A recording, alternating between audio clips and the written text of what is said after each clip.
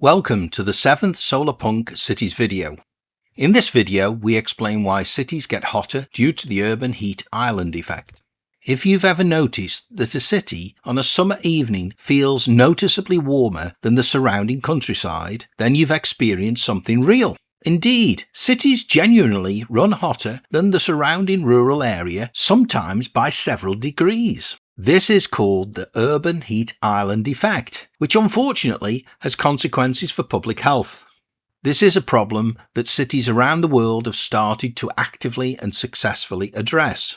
So what's it all about? The urban heat island effect, or UHI, describes the phenomena where urban areas experience significantly higher temperatures than the surrounding countryside. In fact, the difference is often greater at night than during the day.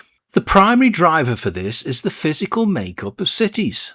Dark asphalt roads, black tar rooftops, concrete sidewalks, and sprawling parking lots that all share one key property. They absorb solar radiation during the day and release it as heat slowly through the night.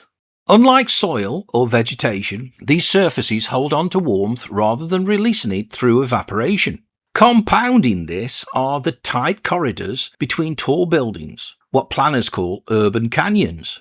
These structures block prevailing winds and trap heat close to the ground, further raising ambient temperatures. But the built environment is only one part of the picture.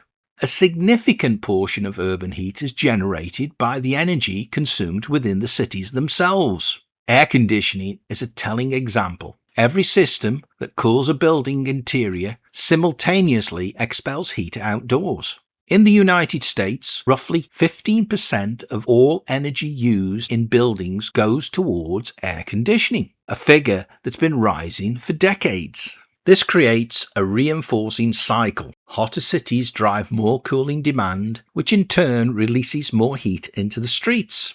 Transportation compounds the issue. A conventional internal combustion engine converts only around 20% of its fuel energy into actual movement. The remaining 80% is lost as waste heat, dissipated directly into the urban environment. Electric vehicles, by contrast, operate at roughly 90% efficiency. This represents a meaningful reduction in the heat cities generate from daily commuting alone. The consequences of elevated urban temperatures are not merely uncomfortable. They are a genuine public health concern. Higher temperatures increase the incidence of heat stroke, cardiovascular complications, dehydration, and respiratory problems. The populations most at risk are the elderly, young children, people with chronic illnesses, and outdoor workers. And because access to green space and cooling infrastructure is unequally distributed across cities, the burden tends to fall hardest on those least equipped to cope with it. The data bears this out. A major study, which was led by the Barcelona Institute of Global Health in 2023 across 93 European cities, encompassing 57 million people, found that more than 4% of summer deaths are attributable to the urban heat island effect. Crucially, the same study determined that achieving just 30% tree coverage across those cities could prevent over 2,600 premature deaths each year. However, there's good news. Meaningful interventions are already underway and are producing measurable results. In Medellin, Colombia, a green corridor program launched in 2016 planted trees and vegetation along major roads and through public parks. The outcome was a sustained 2 degrees Celsius reduction in temperature across the city, a result that demonstrates the real power of urban greening at scale.